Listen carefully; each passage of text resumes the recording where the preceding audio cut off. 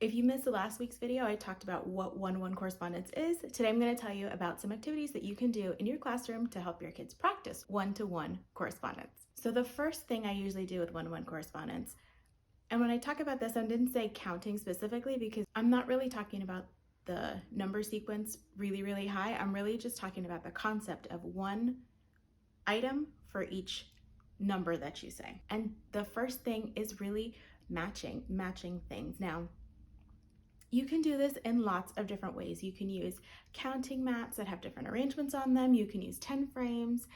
I had these giant playing cards that I got from Five Below with little gummy bears on them, and I like to give the kids actual bear counters, and they just have to match them. They're not really counting. They're just really being like, okay, does each gummy bear have a real bear? And if it does, then they have matched it. So one per item. One-to-one correspondence is also really great if they are playing in the kitchen, or even if they're at home and need to think about how many of each object does everybody need. So if we are playing in the kitchen and you're serving 3 of your friends, you need to make sure that each friend has a plate, each friend has a fork in the play kitchen or in a real kitchen, so matching one thing for one person. Another item I really like to use are poppets.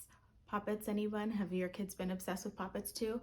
I like to use these poppet task cards that aren't really, again, counting at all. They're really just matching the designs of what they're seeing to the puppet that they actually have. And once they're finished the design, they start a new design. So they're matching one thing to one thing. And once they get a little more familiar, a little bit beyond that, you can start to do lots of dice games and spinner games to really practice that one-to-one correspondence and start to include more of the counting and number sequence into it. Counting in general is such a complex skill that a lot of times as grown-ups we don't remember how many things go into it, but to count accurately you need one-to-one correspondence. You need to know the number sequence. If you're going to record your writing, then you also need to be able to draw a matching set, create a matching set, write numerals, which are very abstract, just like this squiggle means how many things. So there's a lot of steps that go into it, and one-to-one correspondence is just a little piece, and hopefully these ideas will help your students develop one-to-one correspondence.